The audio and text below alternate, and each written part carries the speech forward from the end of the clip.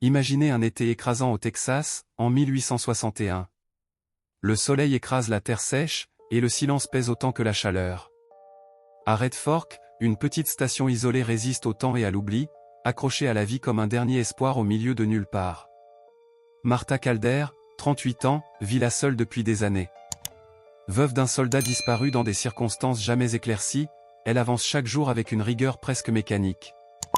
Ses gestes sont précis, son regard attentif, toujours tourné vers l'horizon. Ici, la prudence est une seconde peau. Autour d'elle, les traces du passé sont partout, des planches usées, des outils rouillés, une roue à eau qui gémit au moindre mouvement. La nature, belle mais imprévisible, rappelle sans cesse que survivre est déjà une victoire. Ce matin-là, après une nuit d'orage, le sol est trompeur. Les plaines semblent solides, mais cachent des pièges invisibles. En vérifiant ces lignes d'eau près de la rivière, Martha entend soudain un souffle rauque, un appel étouffé par la boue. Elle s'arrête. Puis elle le voit. Un homme est prisonnier du sol mouvant, immobilisé jusqu'à la poitrine.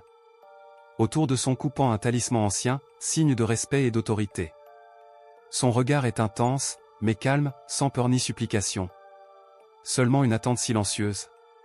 Martha sent son cœur se serrer. Elle pourrait partir. Personne ne saurait jamais ce qui s'est passé ici. Ce serait plus simple. Plus sûr. Mais quelque chose la retient. Peut-être le souvenir d'un passé jamais expliqué. Peut-être la voix de sa conscience, qu'elle avait trop longtemps ignorée. Alors, lentement, elle fait un pas en avant. Chaque mouvement est calculé. Le sol cède parfois, mais elle avance, guidée par l'instinct. Elle atteint la vieille roue à eau, décroche une corde usée, la fixe solidement, et revient vers l'homme, centimètre par centimètre.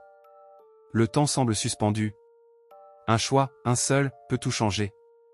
À cet instant, Red Fork n'est plus une simple station oubliée. C'est un carrefour entre la peur et le courage, entre le passé et l'avenir.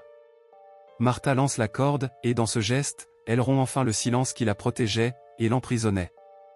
Ce jour-là, une décision simple, mais immense, redéfinit ce que signifie être humain.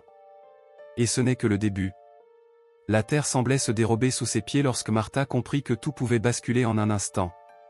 Avec un calme forcé, elle guida l'homme pris au piège, l'aidant à répartir son poids, retenant son souffle à chaque mouvement. Le sol résistait encore, comme s'il refusait de relâcher sa proie, mais Martha s'accrocha, reliant son destin au sien par une simple corde et une volonté farouche.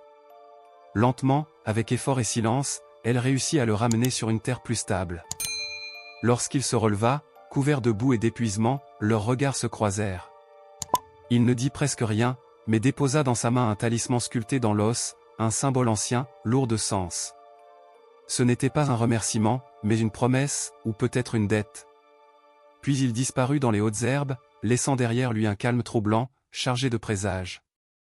3 jours plus tard, la poussière à l'horizon annonça un changement irréversible. Des cavaliers approchaient, silencieux et déterminés, menés par le même homme que Martha avait sauvé. Elle comprit alors que son geste avait réveillé une histoire enfouie depuis longtemps. Devant elle, la vérité se révéla peu à peu, la mort de son mari n'était pas celle qu'on lui avait racontée. Il était tombé en défendant des innocents, trahi par les siens, et son honneur n'avait jamais été reconnu. Cette révélation pesa plus lourd que le talisman dans sa poche. Le chef lui parla par l'intermédiaire d'un messager, la dette était payée, mais le danger, lui, approchait. Des hommes armés arrivaient, guidés par la peur et la haine, et Martha se retrouvait désormais au centre d'un choix impossible. Fuir, ou rester pour défendre ce lieu devenu bien plus qu'un refuge, un point de départ pour une vérité qui ne pouvait plus être ignorée. Lorsque la nuit tomba sur Red Fork, Martha sentit que le silence n'était qu'une illusion, car la vérité sur la mort de Jacob brûlait en elle comme un feu impossible à éteindre. À l'aube, la poussière se leva à l'horizon et annonça l'arrivée d'hommes décidés à imposer leurs lois. Martha, debout devant la station marquée par le temps, comprit que son choix de sauver un homme différent d'elle avait fait d'elle une cible. Face à elle, des cavaliers menés par un capitaine réputé pour sa dureté vinrent réclamer des comptes, mais Martha ne recula pas, car elle savait que fuir reviendrait à trahir la vérité qu'elle avait trop longtemps laissé mourir. Alors que la tension montait, un autre groupe apparut, mené par celui qu'elle avait aidé autrefois, et elle se retrouva entre deux mondes qui s'observaient sans se comprendre. Le vent portait la peur, mais aussi l'espoir qu'un mot juste pouvait encore éviter le pire. Martha parla, non pour provoquer, mais pour rappeler que son mari était mort en défendant des innocents et que la vérité ne disparaît jamais, même quand on tente de la faire taire. Son courage sema le doute, et ce doute suffit à arrêter ce qui semblait inévitable. Les hommes repartirent, non par honneur, mais parce que trop de regards observaient leurs actes. Lorsque le calme revint, Martha resta seule, consciente que la paix n'était que fragile, mais fière d'avoir enfin choisi de rester debout. Red Fork ne devint pas un symbole, seulement un endroit où la vérité avait été plus forte que la peur. Et parfois, sur cette frontière rude, cela suffit à changer une destinée. Le lendemain du départ des cavaliers, Red Fork semblait plus vieux encore, comme si la nuit avait rongé le bois et la poussière. La station n'était plus seulement un refuge, elle était devenue une frontière invisible entre ce qui avait été tué et ce qui venait d'être révélé. Martha Calder ne dormit presque pas. Chaque craquement, chaque souffle du vent contre les planches lui rappelait que la vérité attire toujours des ombres. À l'aube, elle se leva avant le soleil. Le talisman d'os reposait sur la table, pâle et silencieux. Elle le toucha du bout des doigts, comme pour s'assurer qu'il était réel. Depuis la veille, elle sentait quelque chose de nouveau en elle, une force, mais aussi un poids. Sauver cet homme n'avait pas seulement changé son destin, cela avait ouvert une porte que personne ne pourrait refermer. Elle sortit. Le ciel était encore gris, et les plaines semblaient retenir leur souffle. Martha attacha son cheval, prépara les provisions, mais ses gestes n'étaient plus mécaniques. Pour la première fois depuis des années, elle ne faisait pas seulement survivre Red Fork, elle le défendait. Vers midi, un bruit de pas se fit entendre. Elle posa la main sur le fusil posé près de la porte, mais ce n'était qu'un jeune garçon, à peine 16 ans, couvert de poussière. Il portait un message plié en 4, scellé d'un signe gravé à la pointe du couteau. Le même symbole que le talisman. Le vent tourne. Les hommes qui te cherchent ne sont pas seuls. Ils reviendront, et cette fois ils brûleront tout. Quitte Red Fork avant la 3e lune. Martha referma le message sans trembler. Partir aurait été facile. Elle en avait eu 1000 fois l'occasion. Mais maintenant, partir serait une fuite. Et elle en avait trop fait toute sa vie. Elle enterra le message sous la roue à eau, là où Jacob avait l'habitude de s'asseoir pour fumer en silence. Puis elle releva la tête, le regard dur. Cette nuit-là, elle entendit les loups hurler au loin. Pas de peur dans leurs cris. Un avertissement. 2 jours passèrent. Puis 3. Le vent changea. La poussière ne venait plus de l'ouest, mais du sud. Mauvais signe. Le 4e jour, un cavalier apparut, seul. Il ne portait pas d'arme visible, mais son cheval était celui d'un éclaireur. Il s'arrêta à distance, leva la main. À Martha Calder, dit-il, comme si le nom avait un goût amer. « Ah, tu sais qui je suis, répondit-elle, sans bouger. « Ah oui. Et c'est pour ça que je suis là. Le capitaine n'attendra plus. Il veut Red Fork. Et il veut la femme qui parle trop. » Martha esquissa un sourire triste. « Alors il va devoir venir me chercher. » Le cavalier hésita. Puis il jeta à ses pieds une petite bourse de cuir. « Pour le cheval. Pour le temps que tu perdras à mourir. » Il repartit sans se retourner. Martha resta longtemps immobile.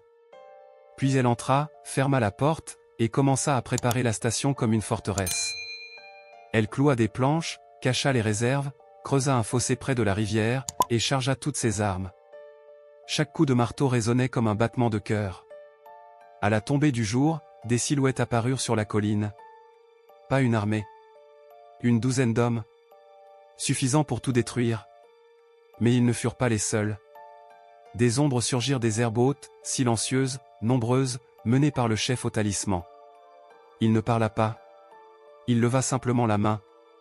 Ces hommes se déployèrent autour de Red Fork, non pour attaquer, mais pour encercler les agresseurs. Le capitaine tira le premier coup. La nuit explosa. Les tirs, les cris, la poussière, le feu, tout se mélangea. Martha tira avec précision, sans haine, sans peur. Chaque balle était une décision. Chaque respiration une promesse tenue. Quand le silence revint, il restait des corps, des chevaux sans cavalier, et l'odeur de la poudre. Le capitaine gisait au sol, blessé mais vivant. Il regarda Martha avec une incompréhension terrible. « Ah pourquoi t'as pas fui ?» Elle s'approcha, lentement. « Parce que j'ai déjà trop perdu en me taisant. » Elle se détourna. Le chef s'approcha à son tour, posa un genou à terre devant elle. Un geste de respect ancien.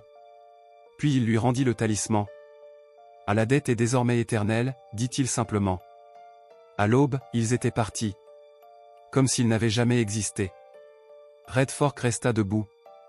Marqué, abîmé, mais debout. Martha se tint sur la véranda, le soleil levant éclairant les plaines.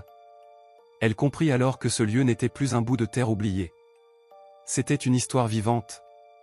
Et tant qu'elle respirerait, la vérité y aurait une voix. Elle posa la main sur le bois usé de la rambarde, et murmura. « Tu vois, Jacob, je n'ai plus peur. » Et dans le vent du Texas, il lui sembla entendre, pour la première fois depuis des années, une réponse. Les semaines passèrent, et Red Fork refusa de mourir. Les traces de la bataille furent effacées par le vent, comme si la terre elle-même voulait protéger le secret de ce qui s'était joué là. Martha Calder enterra les morts, sans distinction de camp. Elle ne pria pas. Elle n'en avait plus besoin. Elle laissa simplement le silence faire ce qu'il savait faire, rendre la douleur supportable. Mais quelque chose avait changé. Les voyageurs recommencèrent à passer. Peu nombreux, prudents, mais attirés par une rumeur étrange, une station où la vérité avait arrêté les balles. Martha ne posa jamais de questions. Elle offrait de l'eau, un toit, parfois un regard qui suffisait à rassurer. Red Fork n'était plus un simple point sur une carte. C'était un seuil. Un soir d'automne, un vieil homme arriva, traînant une charrette brinque-ballante. Il portait l'uniforme usé de l'armée confédérée, mais sans insigne. Il resta longtemps debout devant la station, comme s'il hésitait à entrer dans un lieu sacré. « Et vous êtes celle qui a défié le capitaine Harlan, dit-il enfin. « Je suis celle qui n'a pas reculé, répondit Martha. Il hocha la tête. « Alors je peux mourir tranquille. » Elle le fit entrer. Il s'appelait Elias Boone. Il avait connu Jacob. Cette nuit-là, devant une lampe vacillante, il raconta ce que personne n'avait osé dire. Jacob Calder avait découvert un trafic d'armes destiné à provoquer un massacre de civils. Il avait refusé de se taire. On l'avait envoyé en mission, dont il n'était jamais revenu. Officiellement, il était tombé au combat. En vérité, il avait été abandonné. Martha écouta sans pleurer. Les larmes n'avaient plus de place. Ce qu'elle ressentit était autre chose, une paix grave, celle qui vient quand le doute meurt enfin. Elias mourut à l'aube. Elle l'enterra près de la rivière, sous un arbre tordu par les années. Après cela, la rumeur changea de nature. On ne parlait plus seulement de courage, mais de protection. Les familles fuyant la guerre faisaient un détour pour passer par Red Fork. Les Indiens laissaient des offrandes près de la roue à eau. Des enfants jouaient dans la poussière. Des femmes restaient. Des hommes aidaient à réparer. Sans l'avoir voulu, Martha bâtissait quelque chose de plus grand qu'elle. Mais la paix attire toujours ceux qui veulent la briser. À l'hiver, un groupe arriva de l'Est. Pas des soldats. Pas des bandits. Des hommes en veste sombre, trop propres pour être honnêtes. Ils ne demandèrent pas d'eau. Ils ne regardèrent pas la station. Ils regardèrent Martha. « Ce lieu doit être enregistré au nom de l'État, dit le plus grand. »« Il ne l'est pas, répondit-elle calmement. »« Alors il sera repris. » Cette nuit-là, Martha comprit que la guerre changeait seulement de visage. Et que la vérité, une fois réveillée, n'était jamais en sécurité. Elle sortit le talisman. Le regarda longuement. Puis elle fit quelque chose qu'elle n'avait jamais fait, elle monta à cheval et quitta Red Fork. Pas pour fuir. Pour prévenir. Elle traversa les plaines, la nuit, le froid, le silence. 3 jours plus tard, elle atteignit le camp du chef. Il l'attendait. Comme si le vent l'avait prévenu. Ils veulent tout prendre, dit-elle. Alors ils devront affronter ce qui ne se prend pas, répondit-il. Ils firent un pacte. Pas de sang. Pas de vengeance. Mais une alliance de protection. Red Fork deviendrait un lieu neutre. Quiconque y verserait le sang serait maudit par la terre elle-même. Une vieille loi. Une loi plus forte que les fusils. Quand Martha revint, la station l'attendait. Debout. Silencieuse. Vivante.